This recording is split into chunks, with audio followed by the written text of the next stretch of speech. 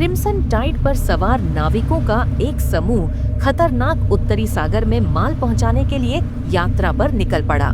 कप्तान इलियास ग्रेसन स्थानीय मछुआरों की शापित जल के बारे में चेतावनियों को अनदेखा करता है।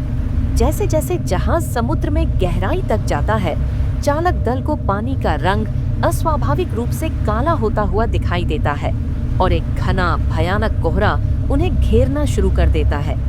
देर रात चालक दल को पानी के ऊपर एक भयावह धुन सुनाई देती है।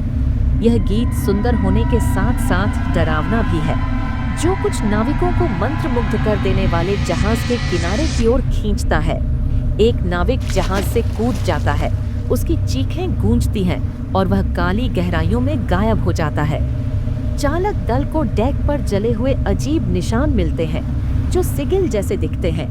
उन्हें पता चलता है कि ये निशान कप्तान द्वारा छिपाए गए एक पुराने नक्शे में उकेरे गए प्रतीकों से मेल खाते हैं। चालक दल जवाब मांगता है और इलियास समुद्र के शैतान के बारे में एक किंवदंती प्रकट करता है, एक प्राचीन प्राणी जो अपने क्षेत्र में प्रवेश करने वालों को शाप देता है।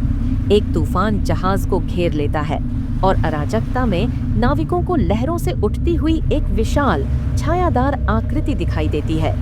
इसकी चमकती लाल आंखें अंधेरे को चीरती हुई एक चीखते हुए चालक दल के सदस्य को समुद्र में खींचती है।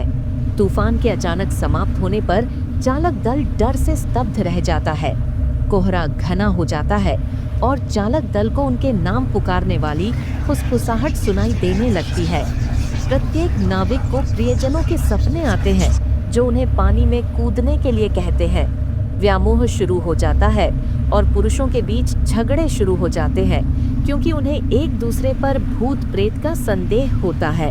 चालक दल को इलियास की डायरी मिलती है, जिसमें पता चलता है कि उसने अपने जहाज को एक घातक तूफान से बचाने के लिए सालों पहले समुद्र के शैतान के साथ एक समझौता किया था। कीमत: उसके साथ यात्रा करने वाले हर व्यक्ति की आत्मा, यह महसूस करते हुए कि वे बर्बाद हो चुके हैं। चालक दल इलियास पर हमला करता है, उसे मस्तूल से बांध देता है। समुद्र का रंग रक्त लाल हो जाता है, क्योंकि समुद्र का शैतान पूरी तरह से उभरता है। इसका विशाल तंबूनुमा रूप जहाज के चारों ओर लिपट जाता है, इसे गहराई में खींचता है। इलियास माफी की गुहार लगाता है, लेकिन चालक दल को बहुत देर से पता चलता है कि उनकी किस्मत तय हो चुकी है।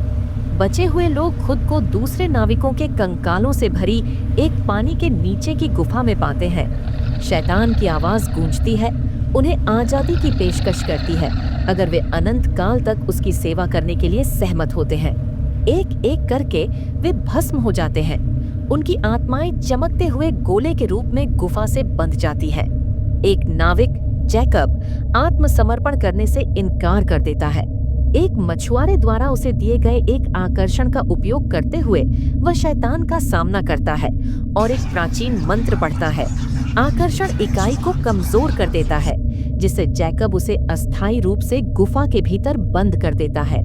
जैकब गुफा से भाग जाता है और मलबे से मीलों दूर सतह पर आ जाता है। उसे गुजरते जहाज द्वारा बचाया जाता है, लेकिन आघात से उसके बाल सफेद हो गए हैं। जैसे ही जहाज रवाना होता है, वह पानी की ओर देखता है और शैतान की लाल आंखें गहराई से घूरती हुई देखता है। यह चेतावनी है कि वह वापस आएगा। सालों बाद जैकब एकांतवासी बन जाता है और दूसरों को शापित पानी के बारे में चेतावनी देता है। उसके प्रयासों के बावजूद उसी क्षेत्र में जहाजों के गायब होने की कहानियां सामने आती हैं। समुद्र के शैतान की किंवदंती जारी है, जो आज भी नाविकों को सताती है।